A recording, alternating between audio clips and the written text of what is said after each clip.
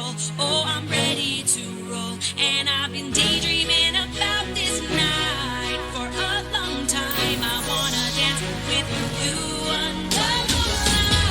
I toasted a wow, I toasted a good life, I toasted the lovers, I toast to you and I toasted a wow, to you and I, to you and I.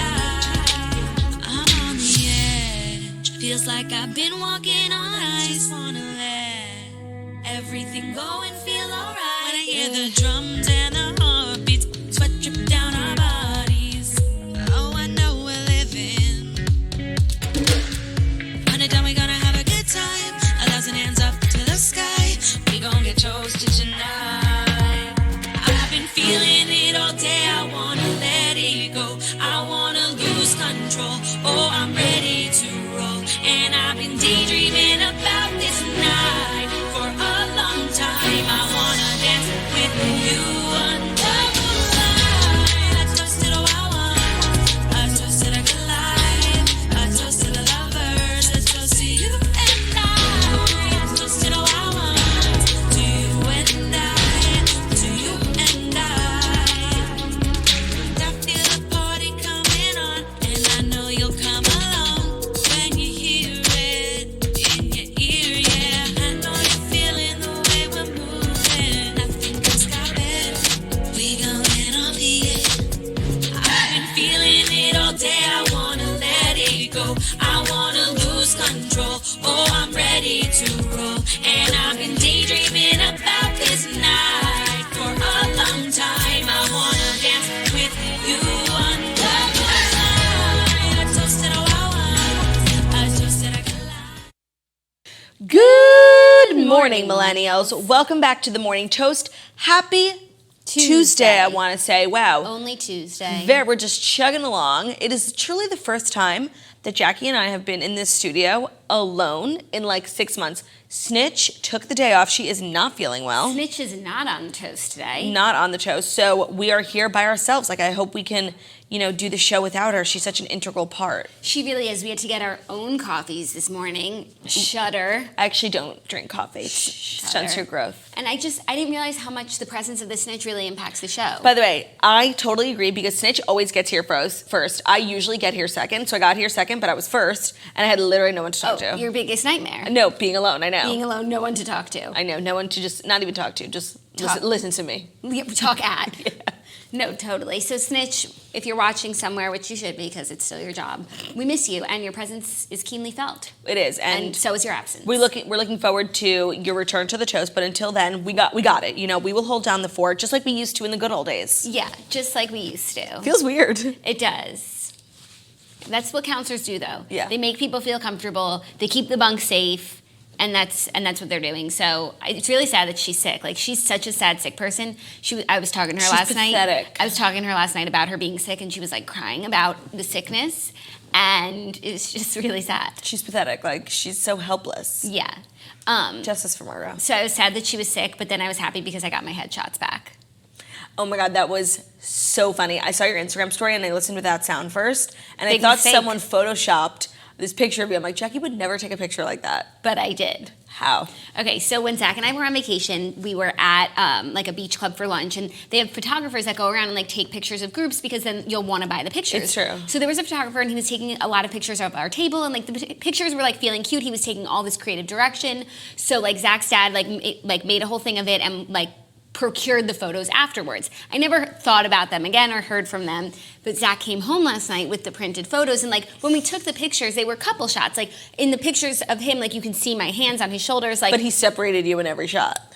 And Zach, like there's only one photo of us together, and it's like so blurry. It's the strangest thing ever, except I legit have a headshot. I'm gonna be in a Hallmark movie. Like, by the way, now that you have an official headshot, you have to start making the rounds, going to auditions. No, I have like this newfound ambition for being in a Hallmark movie. Like I feel like I did about 2 years ago, and then like priorities were like rejiggered. Life happens. But now like this is really what I want to do. Like I might even take an acting class so that if the day comes, I am prepared. Can I tell you that I did take an acting class? I know. Right before my, you said it helped. You know what, it does, because you want to know why. What's hard about acting that I feel like a lot of people like diminish is when you get a script and you're just reading it, it's super hard to understand the context of what's going on.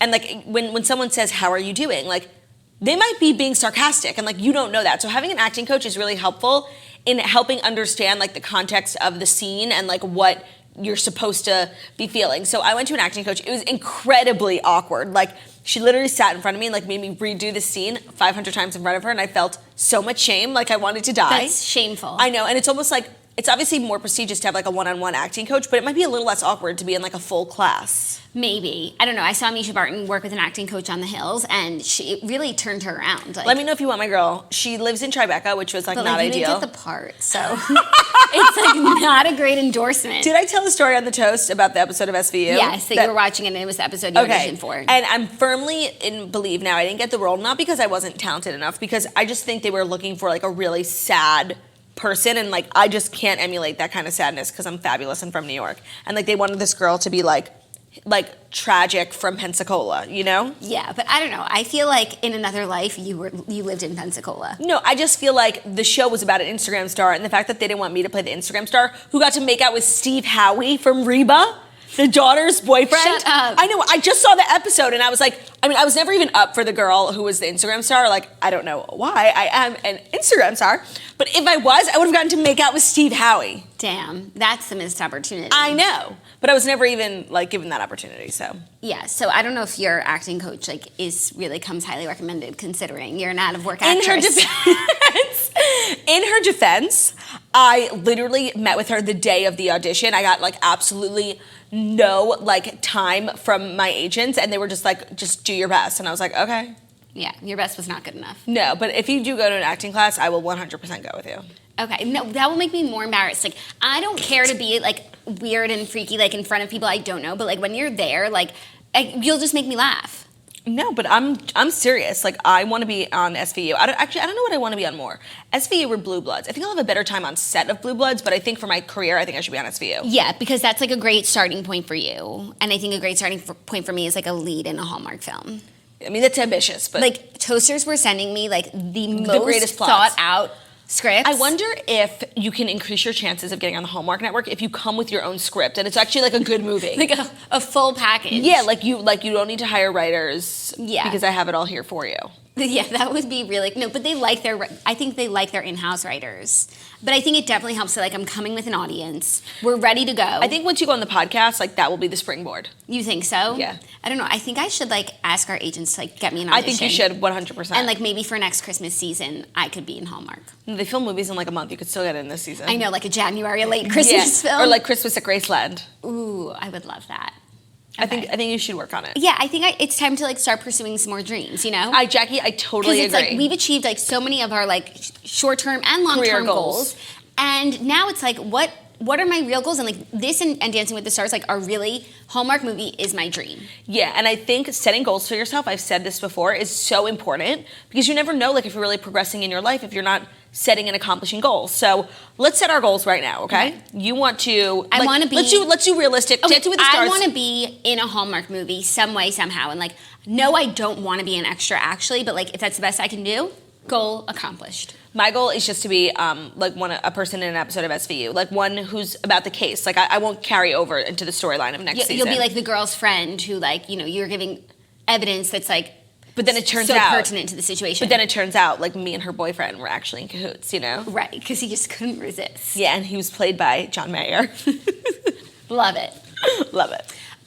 Yeah. What else? I didn't watch Paradise last night because Me I'm neither. loving saving it all for one night so I don't have to deal with their lame cliffhangers. Yeah, no, I didn't watch, and it was actually the first time this season I didn't watch live, and I thought I would be having more FOMO based on like Instagram and tweets, but I didn't really see much. No, just Blake Horstman's like goodbye post. Oh I my guess. God, he's acting like he was like he's so dramatic. I can't say it enough. So his strategy for Paradise, his social media strategy was, I'm gonna post something like when the shit hits the fan, I'm gonna throw a really nice girl under the bus. Oh my God, I'm sorry. I'm looking at myself in this headband and I look like a moron. No, you look cute. No, by the way, there's something about this headband. I look amazing in real life. I'm looking. You look cute. Put it back on. Are you sure? Yeah. Okay. I'm feeling just like, but don't do the ear thing that you did. I'm feeling like a wait, no, so, put your hair behind your ears. Okay. No, like that. Okay. Like tuck and then headband. Yes. I think that might be it. All right, and then move that piece of hair to like the front. This like, piece? Yes. Okay, we'll see. But just watch out for your mic. Okay. So his social media strategy. Yeah. Shit hit the fan. He threw a very nice girl under the bus in order to protect his name, then decided to go silent until I'm assuming he went home last night and posted about his time in paradise. Right. Like, I can't think of a worse strategy if I tried. Like, I did know. not capitalize on his time on TV, Now- made himself look even guiltier and sadder than he did to begin with, like, had absolutely no redeeming moment in paradise. Like, justice for Caitlyn, I'll say it again. And then his social media strategy keeps reminding us of the thing that happened and what he Right. did, like, because this was a month ago. That's like 6 months ago in Paradise. Like, we are so on to bigger and better things. Like, no one gives a shit about you, Blake, or the Caitlyn drama or any of the drama. So, like, the fact that you went radio silent on Instagram and now we're putting together like a speech about your traumatic time on Paradise, it's only reminding us of the thing you did. Releasing Caitlyn's sext, which is evil. Right, but like, I had forgotten about that, but you keep reminding me. Right, like if he had just moved on and like Yeah. posted selfies of him and his dog, 100%. I'd be like, what a cute dog. silliness. Yeah, no. So that's what not to do. Yeah, but I look forward to watching tonight and then recapping on the Snatchler tomorrow. If you have not listened to the Snatchler, it is the premier Bachelor podcast. I feel like we would get really like sociological about what goes on that beach. It's definitely a below the surface level kind of show. Yeah, like human behaviors analyzed. It's not just surface lyrics. That's what I was thinking. Oh my god, I think the surface lyrics is my favorite like inside joke for our family. Have we said it on the show? I think we have. I know, but maybe there's a new person watching. Okay, so also by the way, we recorded an episode of Off the Vine with Caitlyn Bristow yesterday, and it was really fun. I wonder when it's going to come out. I feel like maybe not for a while, but I look forward to when it does. Also, major shout out to friend of the toast, Lauren Everts, who is pregnant. Like, I was shook. I've never been like shocked by someone's pregnancy. Like, I usually like can tell like they're not drinking or they're like wearing big sweatshirts. She hit it perfectly. I'll tell you why you were so shocked. It's because the Toasters hadn't figured it out before. Yes. There hasn't been a pregnancy announcement of late where it wasn't in the Toasters before. Either someone like put the pieces together or know someone who knows someone. So I'm never actually shocked when the news comes out. But she hid it from everyone, especially the Toasters, and that's why we were truly shocked. And then she also had like the most epic announcement with that picture which was inspired by the Faye Dunaway picture. Congratulations. I'm actually like hate when people get pregnant and like then I have to follow them and their content changes, but like I'm living for Staying Confidential. Like her first photo from pregnant life, premium. Yeah, no, this bodes well for the pregnancy future. content. Yeah. Okay, so is it time? It's time, I think. Do you think? Yeah. Snitch isn't here to like say it's It's fucking time. Yeah, I know. Sad. Each is time. E.T.'s time for the Fast 5 stories that you need to know before you wake up and take a bite out of your morning toast. And that's true. We only spew facts on this show, so I'm telling you that it's definitely true, but it's important that I preface the entire episode with the fact that today's episode is brought to you by Felix Gray. You may not realize it, but the average American blasts their eyes with brightness on screens for over 11 hours a day. We always check our screen Where are time. my Felix Grays? I'm at 12 and a half hours on my screen time these days. Like, it's What? really bad, I know. That's so bad. When you consider how much our day revolves around devices, it doesn't seem so crazy. The fact is we can't eliminate extensive screen time from our lives, but you can protect your eyes from it with a pair of Felix Gray blue light filtering glasses available in both non-prescription and prescription. So I didn't know that like you didn't need to have a prescription to get like the special glasses for your eyes, because when I watch TV before bed or if I'm scrolling on my phone before bed, I usually get a migraine and it's torture. But wearing a pair of Felix Gray glasses can actually protect your eyes from the harmful rays, the UV, blue light, all the drama. No shit, because you're at 12 hours. The majority of Americans live with tired, dry eyes, blurry vision, or headaches, me, caused by screens. If this sounds familiar, Felix Gray glasses are for you. They filter out 90% of high-energy blue light and eliminate 99% glare coming from your daily barrage of screens. Unlike other blue light glasses, Felix Gray uses proprietary blue light technology embedded into the lens, as opposed to cheap coating that can easily chip or scratch over time. Their frames are handcrafted from the same quality materials used in high-end designer frames like organic Italian acetate and German engineered steel. Their glasses are available in non-prescription prescription readers as well as kid sizes. I'm sorry, it was another false lid. I'm in the middle of literally making money. Procuring the cash. Stop futzing with the cup. Okay, I'm sorry. It was another false lid though. Don't go another day looking at screens without the help of some Felix Gray. Go to felixgrayglasses.com/toast for free shipping and 30 days of risk-free returns or exchanges. That's FELIXGRAY glasses. .com/toast. Jackie, seriously? I'm listening. I feel like you're the teacher. I am. Felix Gray Glasses, FELIXGRAY glasses.com/toast. Free shipping and 30 days of risk-free returns or exchanges. That's felixgrayglasses.com/toast. felixgrayglasses.com/toast. Love it. That's what happens when the Snatcher's not here. I got a false lid, no one to help me, had to suffer through it myself. You're going to be okay. I know. Well, because I fixed it. Look at that premium lid. Sisters. DIY lid. Okay, first story. A little Billy Bush news. He's back in the news. He's getting back to work. And this morning, he's sitting down with Gayle King in an interview that's probably airing now. Okay. But here's a little teaser. He says that everyone at NBC knew about the Access Hollywood tape. The existence of the now infamous Access Hollywood tape was common knowledge at NBC, according to Billy Bush. In a tease for Gayle King's sit-down interview with Bush for CBS, he says everyone at the Peacock Network knew about the vulgar recording and assured him it wouldn't be a problem. You knew there was a tape, King says in the interview. Everybody did, responds Bush, the new host of a syndicated entertainment show, Extra. I didn't, jokes King. Oh, well, everybody at the network knew. I was comfortable it wasn't going to be weaponized. But famously, it was. He went down, and apparently he's saying now that not only was it used for the presidential campaign, but also Matt Lauer wanted him out. Oh my God, Matt Lauer is so fucking shady. Like, I don't know what he did to Tamron Hall, but I know it was evil. And then, like, what he did to the ladies in his office with that button under his desk. The button. Like, I can't even stress enough how no one in a corporate office setting, like, needs an emergency lock button under their desk. No, but I was just... Get up and lock the door. I started Californication, which is the worst show. I don't recommend it, and I didn't finish it. But Charlotte York's husband, Harry Goldenblatt, is, like, a main character in it, and he's, like, a big Hollywood agent, and he has a button under his desk. And that was, like, before the Matt Lauer thing. Shit. So that means, like, people in the industry, like, knew about it. Yeah, no, it's definitely a thing. And even when we talked about it with Matt Lauer, like, people were writing in, like, explaining what that button might do sometimes for, like, you know, confidential conversations. Like, are you fucking kidding me? Like, it's just... close the door. It's TV. Yeah, it's so stupid.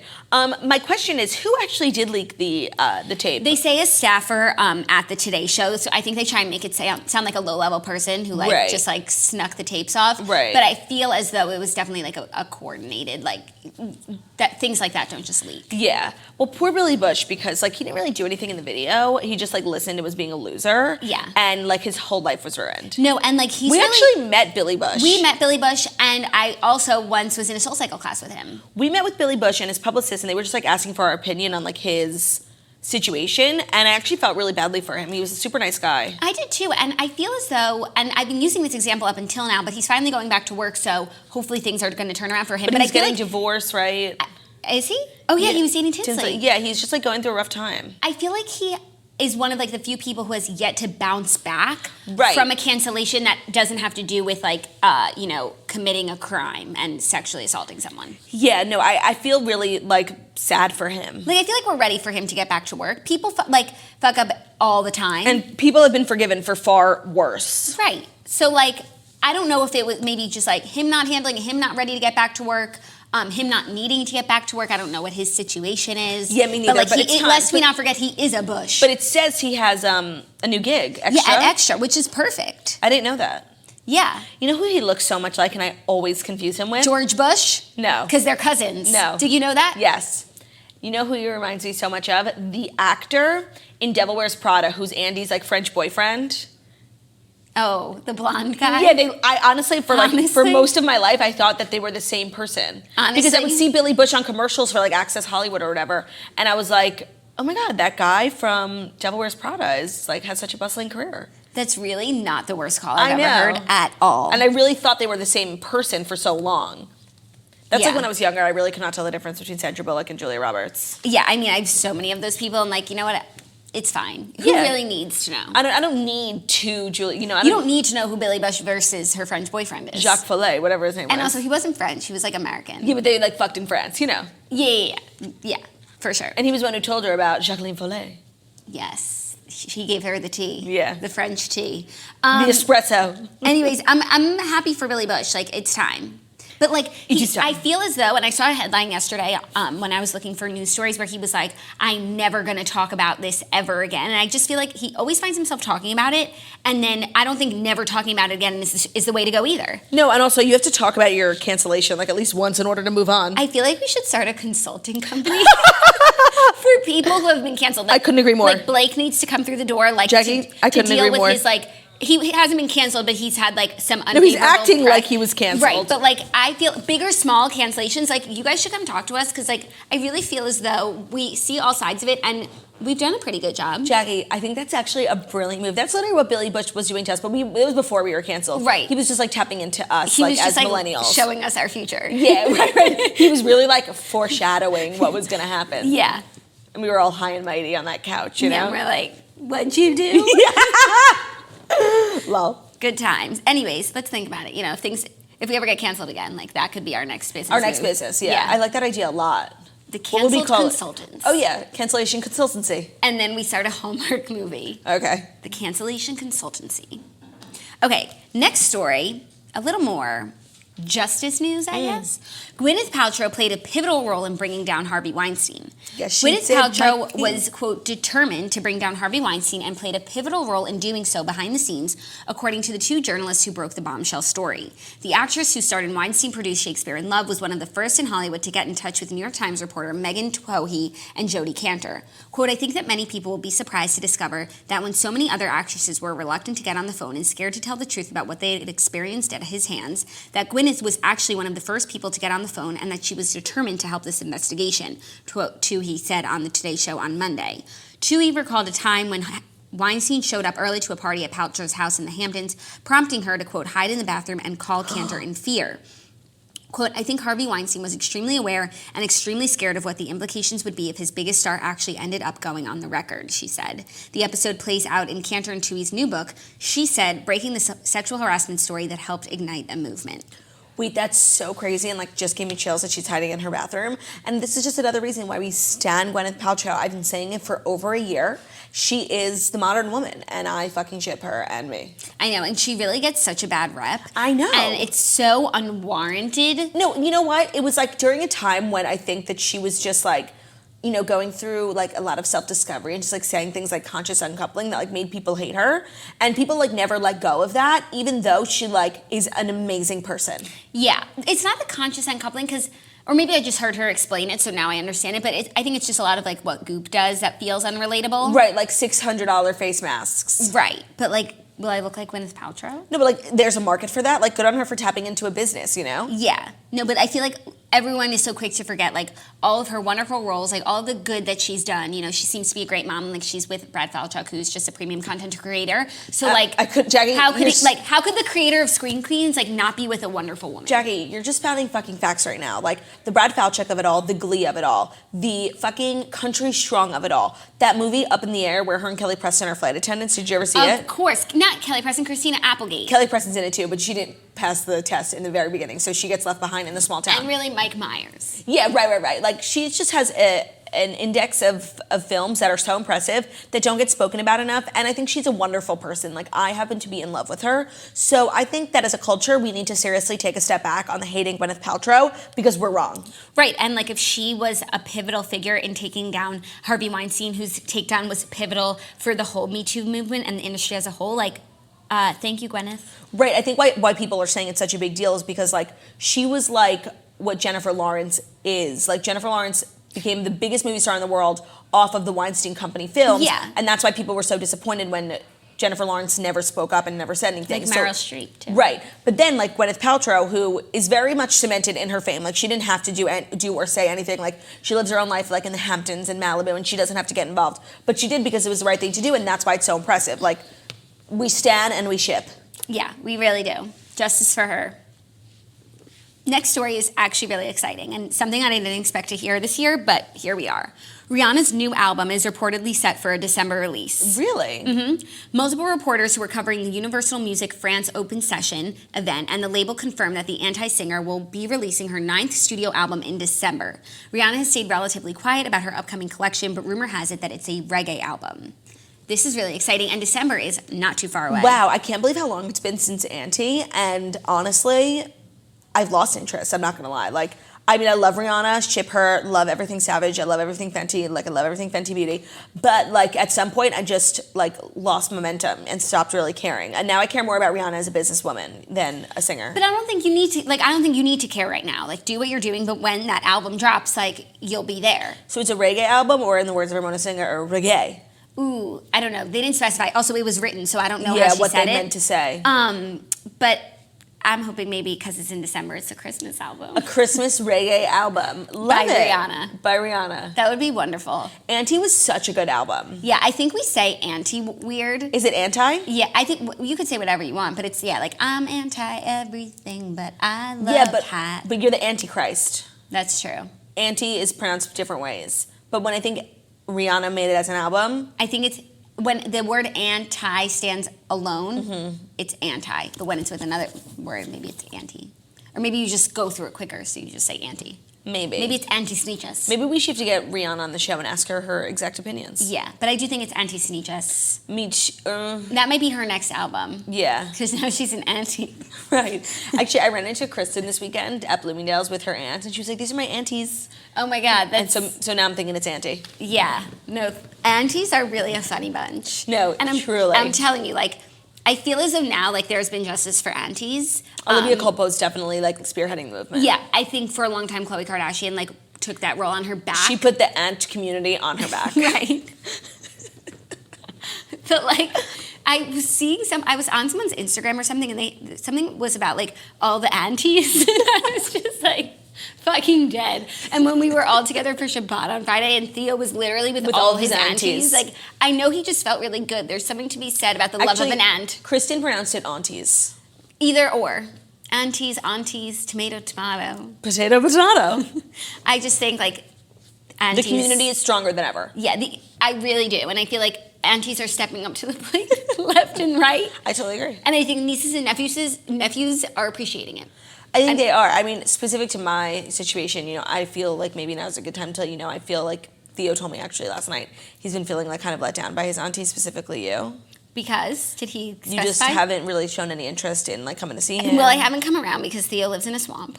Okay, Theo doesn't live in a swamp. Theo got a new toilet yesterday. Woo woo. They say it's the gold standard of toilets. And Theo's floors are almost there. Like not close, but almost. I know, but like you would understand why we don't hang out at Theo's when like we all have apartments with floors that are there.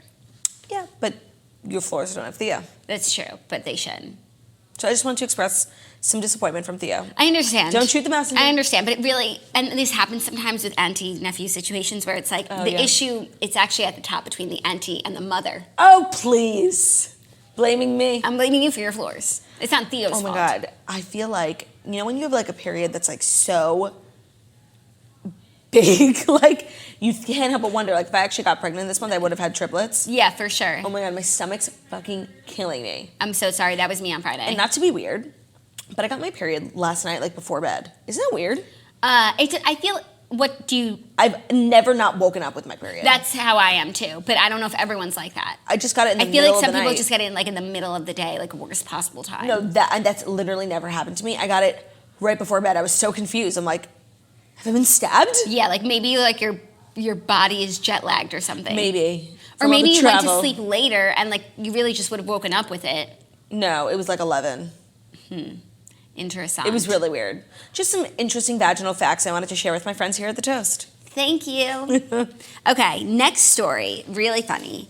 Kendall Jenner's ex, Blake Griffin, roasts Caitlyn Jenner for giving her daughter's daddy issues. Oh my God, wait. I saw this story, but I didn't understand the connection that he used to date Kendall. Right, and they filmed the roast of Alec Baldwin. Which I'm actually looking forward to. Right, and I guess Caitlyn Jenner was there and found herself the butt of some jokes, as people at roasts do. I find that like the people they choose for celebrity roasts are so random. Like me and Ben went to the Rob Lowe roast, and they had Ann Coulter there.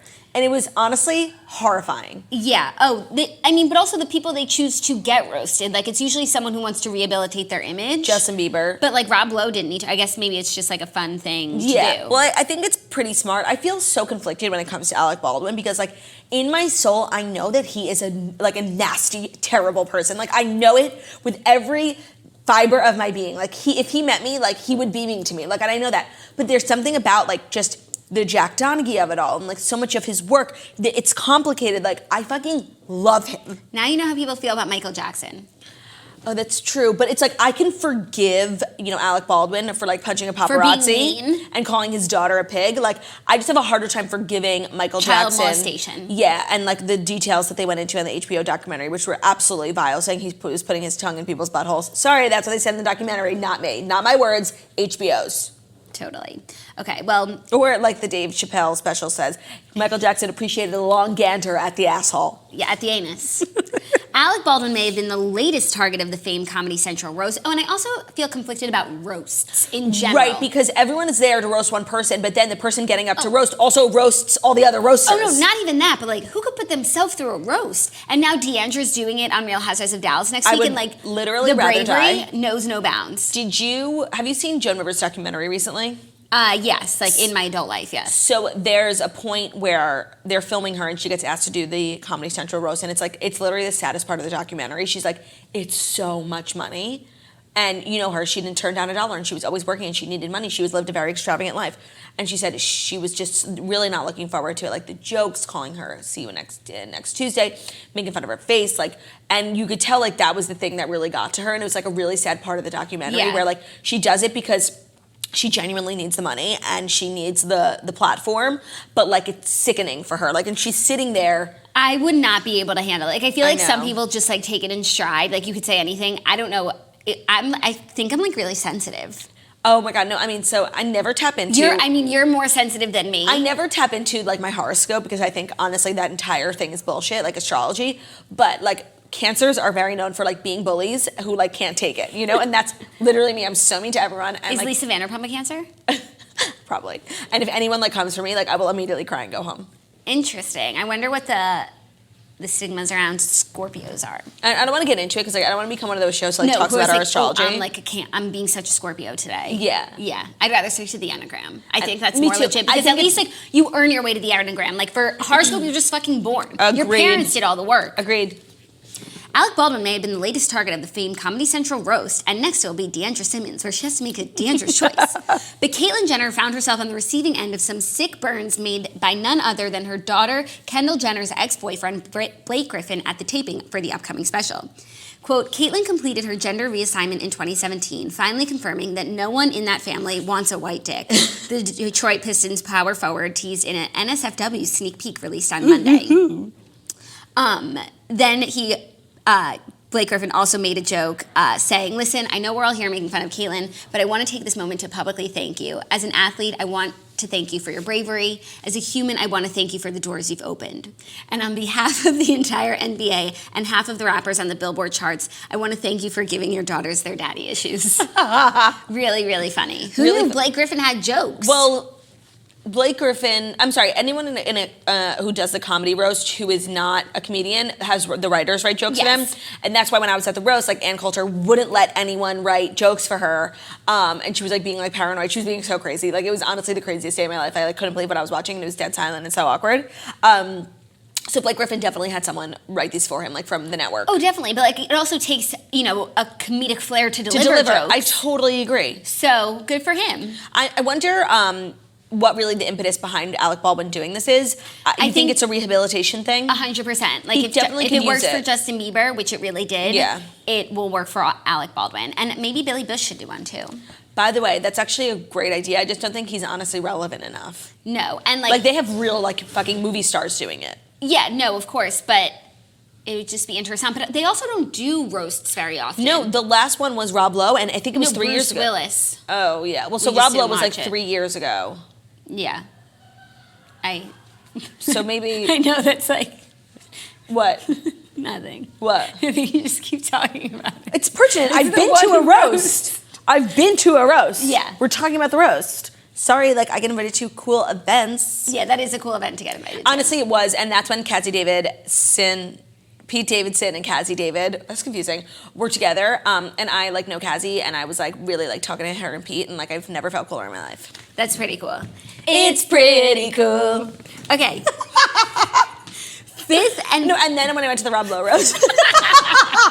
No, but for real, like tell us more. No, What'd you wear? Okay, actually, when we were Kim and Courtney, and I wore that metallic silver bomber jacket, that the last time I wore that was the Rob Lowe roast, with actually your dress underneath it, the like turtleneck. Yes. And some over the knee boots and like a Chanel necklace that I borrowed from mom, and like I was literally taking 1 million pictures with it. And I got my picture taken on the red carpet. That was actually the first red carpet I ever walked. And like overall, like do you look back on that look fondly? I mean, I do. It's always hard. I always, up until I got my chin done, that was the moment I looked back on and was like, that was my look. Now, since I got my chin done, the moment I look back on is the TPG Awards where I was like fucking snatch. I don't know like what happened to my body that day, but like I literally looked like a model. We were the snatchlers that day. Yeah, and so like, it's like we took actually a picture together and we're not even touching because we're so snatched. No, I know, and it's literally like my Usually profile we're picture. like hiding behind each other. It's my profile picture, it's my Instagram picture, like it's my background on my phone, it's my LinkedIn picture, like it's literally everything. So TPG Awards are coming up again in December, and like I need to get back in snatchler shape. Into like TPG Award. But I got a shape. dress already, which is so unlike me, being so prepared. Yeah, that is unlike you. I was wondering why you were trying on dresses. I thought you must have been invited to another roast. No, I was just in the store like looking for clothing, and I saw the dress, and you never know when like you just need a dress, and anytime I need a dress, I don't have one. So I figured now it's good to have like my closet stocked with dresses that like I might wear. Is that when you ran into Kristen and her aunties? Yes, and that's also when I got that Singacep sweater that I wore last night, like everyone was complimenting me on. It was great, but I was so fucking hot, like literally the feathers were soaked in sweat. How was your night? It was good. I went to Anthony I don't know his last name, book party at, by the way, at La Avenue at Saks. Have you been? No. We have to go. It's our spot. Like, we're always looking for spots. That's a spot. Yeah, we love a department store restaurant. We love a department store restaurant, and we love a department store restaurant where the entire PR team is made up of toasters. Ooh. So I walked into the party, and the PR girl was like, "Can we get your photo?" I'm like, "Of course you can." It happens to me all the time. And Anthony has a book, so everyone should go get it. Oh, and I ran into Brad Gretzky, and you know what he said to me? He said, "Oh, which makeup artist did your eyeliner?" I was like, "Excuse me?" And then he was telling me all about the Gary. Have you been seeing this drama with the Gary? No. So Brad, you know, Brad is married to Gary. Yeah. And Brad and Gary. And he's been like doing this really funny like set of Instagram stories where he just has been on vacation with Gary, and Gary, I guess, is like a real foodie, and he's very particular, and he's like kind of snobbish, and he just films Gary every time he's at a restaurant, and it's just really funny. And then Gary was talking about his Starbucks order. It's like very specific, it's vegan, and it takes a really long time to make. And now people like all around the world are ordering Gary, and they're going in and being like, "Can I have the Gary?" And people at Starbucks are like, "I don't know what that is." And I said, I'm like, "Have you heard from Starbucks?" He's like, "Literally, no, they haven't even sent us a gift card, like nothing. They just followed me on Instagram." Oh. Well, honestly, that was worth something. Yeah, but they're not very in tune. No, not at all. But they really, like, I've seen so many people ordering the Gary, like on my Instagram. Really? Yeah, it's like a nationwide thing. Interesting. And it's vegan, that's why, because it's like oat milk and some other bullshit. Yum. Yeah. Well, speaking of... and that's actually what they served at the comedy roast. I'm done with that joke. They don't serve a roast? No, actually, it was like a full seated dinner. It was like a bar mitzvah. How was the food? Fucking amazing. And the bread basket is all I really remember. Well, speaking of food and plant-based meat, grocery store's new dilemma. Where do they sell this meat? Ooh, Which is aisle? it frozen? And does it go with the meats? Oh. So now this is what Kroger's is combating right now. And I just want to say personally, like, I want it with the meats. Like, it's just less confusing. And Kroger, by the way, I know it's like a big deal. I've never been to a Kroger because they don't have them like anywhere on the East Coast. Are they also owned by Walmart? ooh, I've been seeing like a lot of Kroger Walmart drama in the crossover? news. Yeah. I don't a know. collab? I don't know. Somebody think about it. I think they might be. People are eager to try plant-based meat alternatives. Kroger wants to make sure they'll know where to find them. Honestly, this is like pertinent information Yeah, no, that this affects is- people on a daily fucking basis. No, and that's it's what we're like, here to do. We've been working for years to find like an alternative, like plant-based meat, and now that we have it, like we can't figure out where to put it. We can't figure out where to find it. Yeah. And like those are always the coldest aisles. So like I just want to know exactly where to get it. I agree. The grocery chain is trying out a dedicated plant-based protein section in its meat aisle. 60 locations in parts of Indiana and Illinois, as well as in Denver, will run the tests for 20 weeks this fall. Traditionally, vegan and vegetarian items have been sold far away from the meat aisle, but as more meat eaters try plant-based alternatives, the arrangement could end up leaving some interested shoppers out. Totally. Also, like, I want to go to the burger section. I don't care what my burger's made of. Like, don't send me to some vegetarian section. And also, like, if these like brands With like the quinoa. like Impossible Burger are like really branding themselves as like you cannot believe it's not meat, like then it should be with the meat. Right, and they're also branding themselves as like you don't have to be like a quinoa kale eater To enjoy a plant-based- an Impossible Burger. Like it's for the burger lover. So like don't send me off with kale chips. Well, how does it have to be stored in frozen? Yeah.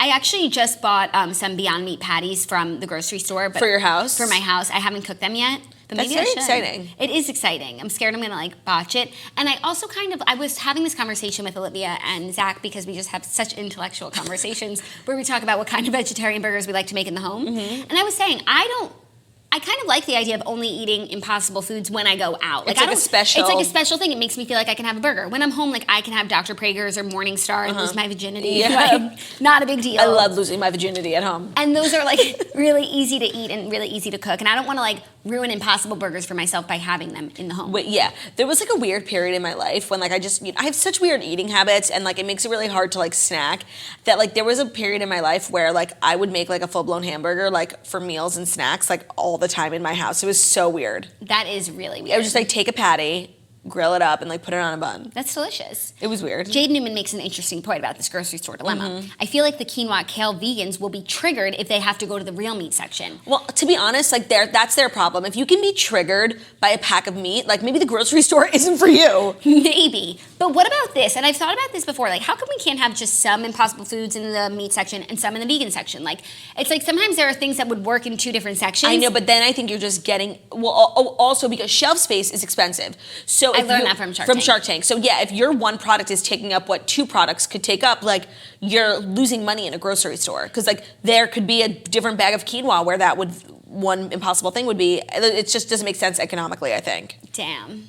Okay. But that was like a good, like middle ground solution, but just, I'm just not a economically. pleaser. Yeah. I should have a grocery store where I'm a people pleaser. Like none of this shelves make sense. Yeah. But you go in order of like cravings. Well, do you find that when you're at a grocery store, which by the way, grocery stores are some of my like favorite places in the world. Yeah, my most cherished memories. Yeah, and it's like brick and mortars are constantly being taken down, and like I'm here for it because honestly, Amazon does everything bigger and better. But grocery store shopping is one of the very few like pastimes that I will miss when they eventually go out of business. I don't think that they will. I mean, they're going out of business all around town. Oh, I think in the city, like, it's hard to go to grocery stores and you don't have a car and who wants to carry all that stuff home. So people really rely on like Instacart. Totally.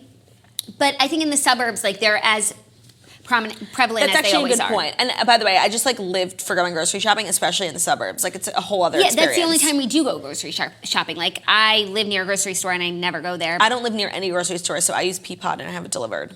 Yeah, I've actually been dabbling with a bunch of different grocery store services. Really? Yeah, just because different needs, for different weeks. Yeah, different perfumes for different seasons. Exactly. We're rolling into fall. I think I'm going to change up to a more maple-based product just to get really like the fall vibes out there. And I can do that because I subscribe to Scentbird. Yeah, and they definitely have an assortment of maple-based products. Right. I think I could actually search by maple-based. You could search price tag probably, but like I don't know if you'll get maple. No, I honestly I hope not. Scentbird is a luxury fragrance subscription service for perfumes and colognes. It's a way for you to discover new perfumes and colognes without buying an entire bottle. They have more than 450 designer brands for you to choose from. Tom Ford, Prada, Versace, Dolce & Gabbana, Cartier, Glossier. Wow, they really are keeping up with the brands. You could try the brands you want. It's the real deal. You choose a perfume you want to try. They'll send you a 30-day supply. That's 120 sprays, enough to apply more than 4 times daily for a month. And the next month you can choose the same one, get a new one, try something different. If you're not sure what type of scent you're looking for, you can sort and find your fragrance by brand, style, occasion, season, and more. That's why with our exclusive offer for our listeners, you can get 50% off your first month at scentbird.com/toast. That's only $7.50 for your first fragrance. SCENTBIRD.com/toast for you to try your first perfume or cologne for just $7.50. Scentbird.com/toast, 50% off your first month. Sign on. Smell amazing. There's no excuse not to smell amazing now that we've got you hooked up with Scentbird. It's actually such a good point. I used my Scentbird this weekend, and I literally forgot to pack like so many important things for my one-day trip. I forgot makeup remover. I forgot eyeshadow. Like I'm going to a wedding. I don't fucking know, but I had my Scentbird. Thank God. So I was signing on, and I was smelling amazing. I think my favorite part is signing on. But the smelling amazing. I know. Such a tough choice. A Deandra's choice. So do we have any TV to read? Was that the last story? I watched Below Deck haphazardly. Okay, I didn't watch. Because I was getting like inundated with DMs about Your Hallmark movie plots, and like that was just more interesting. And now there are so many movies like I want to see get made. Yeah, well, that's what I was thinking about when I was at the Comedy Central roast. Was like all the movies that I wanted to get made, and like all the jokes that like you would have. Yeah, actually, I was thinking that. Because, I think I could do anything better than, like, everyone, even, like, professional comedians and the writers. Well, now you are a professional comedian, so. Yeah. I really encourage everyone to watch the Joan Rivers documentary before they watch the roast. She actually gives a lot of good behind-the-scenes stuff. Like, they're practicing her entry, and they're, like, telling her what to do. She's like, it'll be funny. Because I'm funny. It was just a great moment for everyone, including me. I'm glad you enjoyed it. Also, Instacart, like, when they go pick up your groceries, they go to a grocery store. So like pertinent. I'm sorry, what? Like you're saying Instacart is going to put like grocery stores out of business, but like the Oh, Instacart that's delivery. such a good call. Yeah. Oh my God, duh. That's what the toasters were saying. So you watch Below Deck haphazardly. Yeah, it's good. I don't know.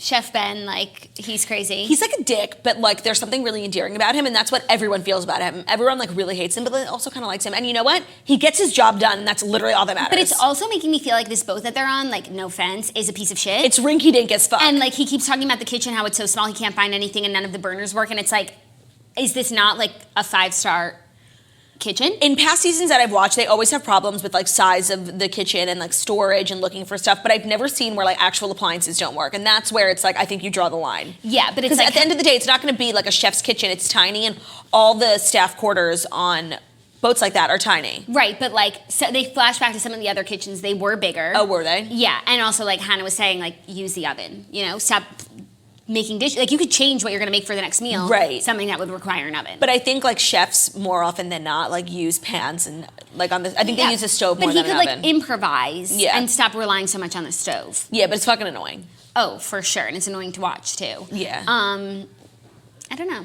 I feel like the season's winding down. Everyone's like getting sick of each other, and That's when it gets good. Yeah, but it's like I kind of like feeling for them in their cabin fever. I'm like, ugh, I don't want to find the like. I don't want to lift this slide up either. When they start talking about like cabin fever and just like the quarters, it actually really reminds me of camp a lot. Like when you're in camp and you're like living in the same bunk with the same people for 2 months, like you really start to get over it very quickly. Yeah, no, it happens like with every reality show. I feel like it's happening with Paradise.